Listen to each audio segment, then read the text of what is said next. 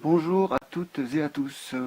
Alors dans cette petite vidéo, nous allons explorer différentes pistes de travail qui nous permettront, attendez je prends un peu de recul, qui nous permettront, je l'espère, de mieux appréhender une œuvre en écriture contrapuntique ou écrite en contrepoint. Comment la déchiffrer, comment l'entendre, comment la comprendre, comment l'interpréter. Et alors, ça ne donne pas des réponses, ça donne des clés. J'espère que ça donne des clés. En même temps, j'ai pas inventé la poudre, hein. Voilà, donc c'est du travail normal, mais voilà, c'est un travail qui est tellement enrichissant, c'est pour ça. Et on y va pour le contrapunctus.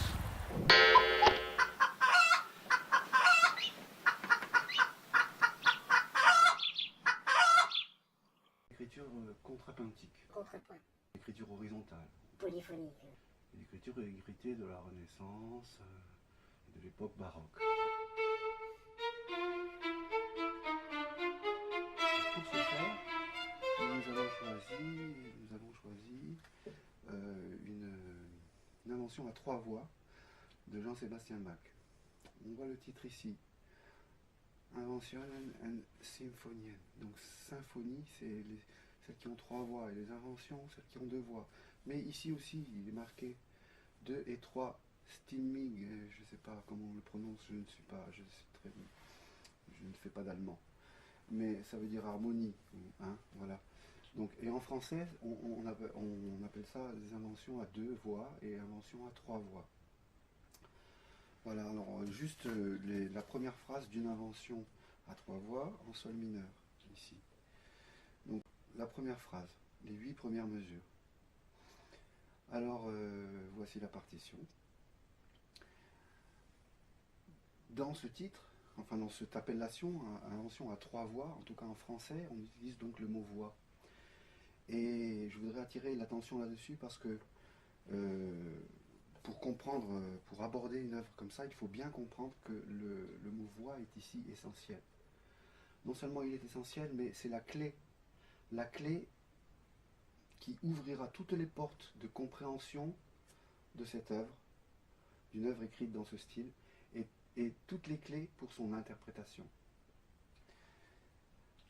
Et toutes ses richesses musicales. Tout cela passe par le mot voix, uniquement.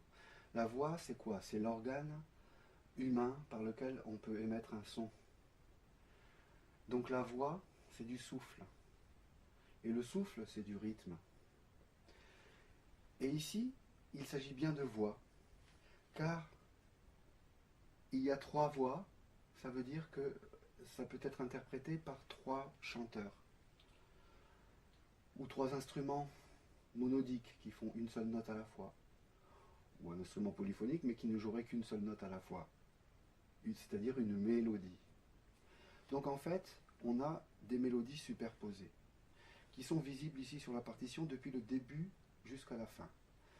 La voix du bas, ici, qui a une portée pour elle toute seule, mais comme il y a 2 portées et 3 voix, il y a forcément 2 voix qui vont être sur la même portée. Donc ici, vous avez une voix en haut, qui commence ici, et puis avec toutes les notes toutes les hampes des notes vers le haut, c'est la voix du supérieur, et ensuite la voix intermédiaire qui commence ici avec cette pause, et qui continue ici avec toutes les hampes des notes vers le bas.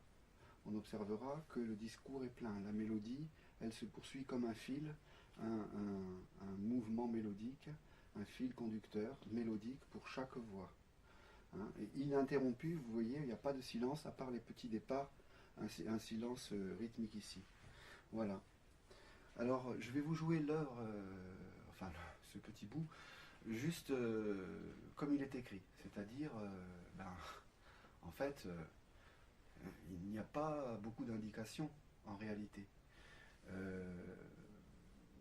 Nous voyons des notes, des rythmes, une mesure à 3 croches, le 8 représentant la croche, le 4 la noire, le 8 la croche, 3 croches, 1, 2, 3. Une tonalité, en l'occurrence ici sol mineur, ça aurait pu être si bémol majeur, mais c'est la même armure, mais enfin bon, c'est en sol mineur, ça commence sur un accord de sol mineur. accord de sol mineur. Ici, nous avons un sensible Fa dièse qui nous confirme bien qu'on est en sol mineur. En plus, ça se termine en sol, le morceau aussi. D'ailleurs, ça commence sur la note sol et ça se termine sur la note sol. Une note unique. Je vais donc vous jouer le morceau tel qu'il est écrit, sans plus d'indication. C'est-à-dire, je ne sais pas à quel tempo.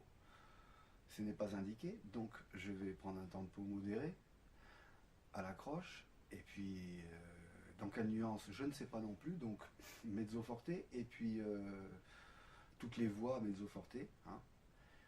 Et ensuite, sans phrasé particulier, je vais prendre un legato normal, et voilà. On y va avec un petit décompte. 1, 2, 3.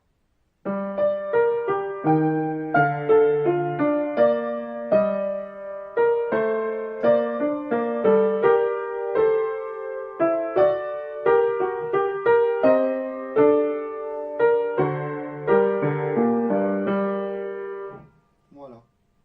Donc j'ai joué les notes et les rythmes tels qu'ils sont écrits, c'est joli, il y a de jolies harmonies, etc. Mais bon, par rapport à ce qu'on peut tirer d'une œuvre pareille, on s'ennuie vite si on la joue comme ça pendant 2 pages, en fait, en réalité. Tout est égal, mais il n'y a pas d'indication. Donc qu'est-ce que ça veut dire? Ça veut dire que on est libre? Oui, on est libre. Effectivement. De toute façon, en musique, tout est permis. On est libre de tout. Comme dans la vie d'ailleurs. Tout est permis, sauf que tout n'est pas profitable. Tout n'édifie pas. Tout n'est pas pertinent. Tout n'est pas avantageux et tout n'est pas bon. Donc évidemment, il y aura des choix à faire. Je rejoue un petit peu plus rapidement.